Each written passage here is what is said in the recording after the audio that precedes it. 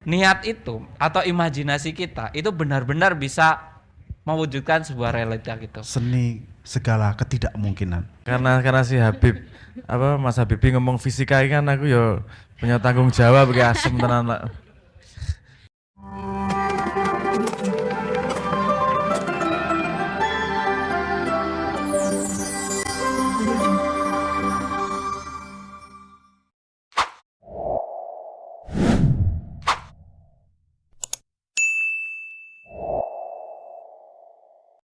Sebelum saya menutup diskusi hari ini, saya ingin meminta masukan, ide dan juga gagasan dari pemateri, dari narasumber-narasumber yang ada di sini. Karena PMI ini adalah organisasi yang besar, memiliki kader yang jumlahnya sangat banyak dan tersebar di seluruh Indonesia. Kira-kira ide dan gagasan apa yang bisa ditawarkan menurut narasumber-narasumber yang ada di sini untuk PMII demi jadi kalau kita berbicara tentang output gitu, PMI ini harus gimana sih biar tidak sekedar besar saja gitu. Monggo sekaligus closing statement ya, singkat saja, monggo dari Mas Habibie.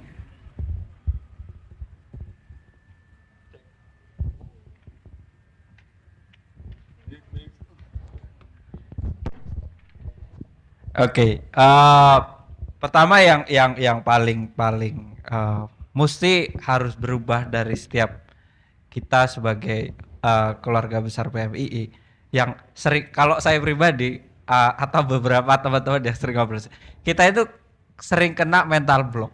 Adalah PMI itu kayak gini aja apa segala macam.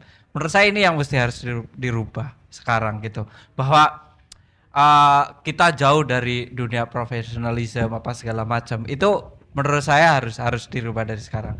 Kita PMII harus berani ke depan mengambil peran yang memang benar-benar kita sukai, dan sekalipun itu non mainstream kayak gitu.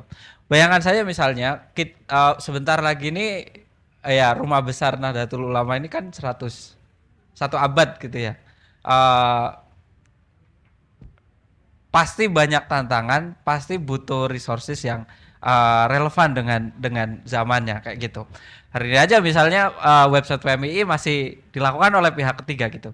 Jangan sampai setelah nanti Gus Abe devisioner itu belum menghasilkan tim development sendiri kayak gitu. Itu salah satu problem yang kemudian harus diatasi gitu. Nah, secara individu kita harus mendobrak mental tersebut, karena hari ini siapapun itu bisa menjadi apapun gitu. Ada satu teori ada yang tahu teori apa, mekanika kuantum, the double slit experiments? Ada yang pernah dengar? Jadi di mekanika kuantum itu pernah dilakukan eksperimen namanya itu the double slit experience. Jadi ada satu partikel yang ditembakkan ke dalam tembok, tapi di antara partikel dan tembok, jadi kayak center gitu, ditembakkan ke dalam tembok. Di antara center partikel ini ke tembok itu dihalangi sebuah papan. Nah, papan ini itu dilingkari gitu. Nah, eksperimen pertama itu dilakukan disemprotkan gitu ya partikel itu. Ketika lubang di papan tengah ini satu, di sana itu satu. Ya wajar kan, karena lubangnya satu, di sana yang terlihat itu bayangannya satu gitu. Tapi ketika lubang ini papan ini dilobangin dua, di sana itu bukan dua. Di sana itu multiple. Jadi banyak sekali, nggak cuma 2 titik gitu. Nah, sehingga para saintis itu di eksperimen kedua ini bingung. Ini kenapa jadi tak terhingga, bukan menjadi 2 gitu. Sehingga di lubang ini itu dipasang sebuah metering untuk mengukur faktor apa yang merubah partikel ini menjadi tak terhingga. Karena sifat partikel itu kan absolut ya, nggak kayak gelombang berubah gitu.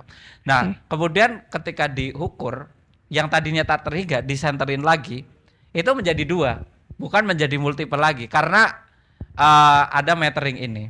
Terus akhirnya dilakukan eksperimen yang ketiga. Yang ketiga adalah metering ini tetap dilakukan, tapi si saintis ini tidak berniat untuk mengukur. Jadi di sana akhirnya hasilnya parameter experience yang ketiga itu menjadi tak terhingga lagi. Artinya kesimpulan dari eksperimen itu adalah niat itu atau imajinasi kita itu benar-benar bisa mewujudkan sebuah realita gitu. Nah hari ini saya kira mental block itu harus diubah agar kita itu jauh lebih percaya diri bahwa kita itu bisa menjadi siapapun yang kita inginkan gitu. Jangan takut untuk berimajinasi begitu ya Mas ya. Oke. Selanjutnya Mas Hanif, monggo Mas. Ide dan gagasan untuk PMII sekaligus closing statementnya. Berat sekali. Singkat saja nggih Mas. Ya kalau singkat saja jadilah PMI. Jadilah PMII. Ya, jadi kalau individu kita biasa bilang be yourself, kira-kira gitu. Ya udah, just be PMII. The truly PMII ya, semacam itulah. Berarti kan sebenarnya kalau di situ udah komplit lah, ada nilai-nilainya, ada ideologinya, ada optimismenya, ada kemampuan adaptasinya dan seterusnya. Yang kedua, mungkin ini tafsir saya aja untuk politik yang boleh jadi mungkin bisa dipakai teman-teman. Kalau di politik itu kan sering dipahami sebagai the art of possibility, seni segala kemungkinan. Tapi buat saya enggak. Buat saya politik itu adalah the art of impossibility, seni segala ketidakmungkinan. Kenapa? Karena saya punya keyakinan besar. Justru dengan mencanangkan hal-hal yang mungkin ya sekiranya itu kita lihat nggak mungkin, dengan mencanangkan hal-hal yang tidak mungkin itu, hidup kita ini justru malah mengalami progres dan lebih baik sifatnya. Ambil contoh, kita ngomong demokrasi, coba negara mana yang benar-benar demokratis? Itu mungkin impossibility yang namanya demokrasi itu, keadilan coba, kesejahteraan. Tapi gara-gara demokrasi kita taruh di depan, kesejahteraan kita taruh di depan sana, keadilan kita taruh di depan. Jalan kita ini ya mungkin cuma 10 kilo, ya nggak apa-apa, tapi at least mendekati gitu loh.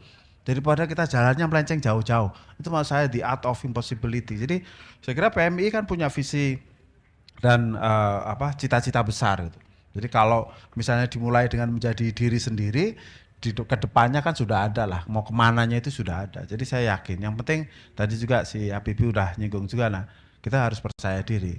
Percayalah PMI ini besar, percayalah NU itu besar, percayalah Indonesia ini besar. Cuma masalahnya kan seringkali kita sendiri itu nggak percaya bahwa kita ini besar gitu loh. Makasih. Oke, terima kasih Mas Hanif. Monggo Mas Sabrang, boleh dilanjutkan. Aduh, aku sedang pengen garuk gatel gue karena si Habib Mas Habibie ngomong fisika kan aku ya punya tanggung jawab kayak asem tenan lah. Di hold dulu aja Mas, kita singkat dulu aja nanti bikin diskusi lagi tentang itu. Sedikit, itu yang kamu ceritakan adalah von human Wigner interpretation, bukan quantum mechanic gitu. Interpretasi ini von Wigner. Ya sing ngono wae. Dadi nek tak dadeke argumentasi next time, hati-hati. Ya hati-hati. Itu interpretasinya von Wigner. Itu nek arep neruske sedikit nang quantum delayed eraser. Nah, itu jadi luwih jelas tentang double slit eksperimen. Oke. Wes iki tanggung jawab gatel ya piye ya. Iki sumpah fisikawan. Ngono kan. Oke, tentang PMII. Semakin banyak yang dikontrol itu semakin susah. Semakin banyak kelompok yang bekerja sama untuk melakukan sesuatu itu semakin susah. Saya merekomendasikan Anda untuk belajar system thinking. System thinking itu paradigm yang sama sekali berbeda, berlawanan dengan sains reduksionis.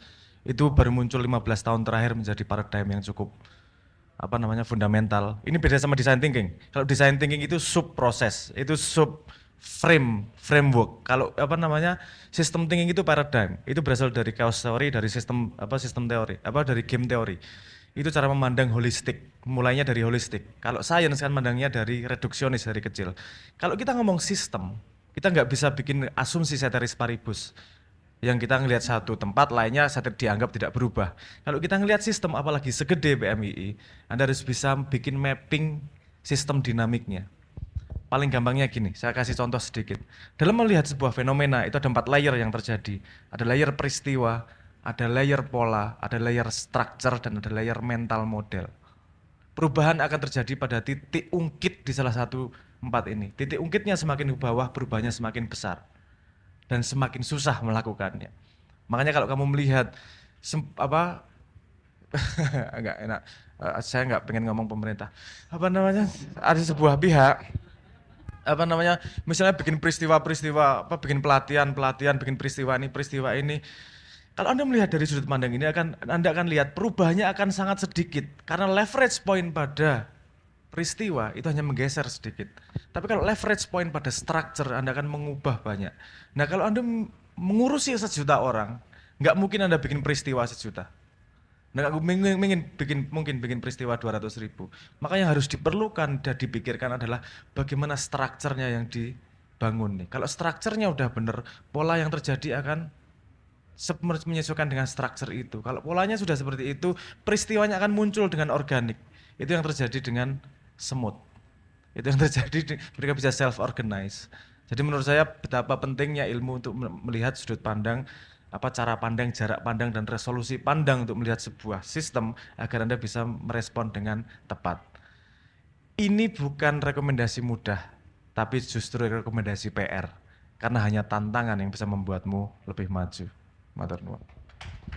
Luar biasa. Terima kasih Mas Sabrang masukannya untuk sahabat-sahabat PMII. Terakhir nih Kak Dahlia, monggo.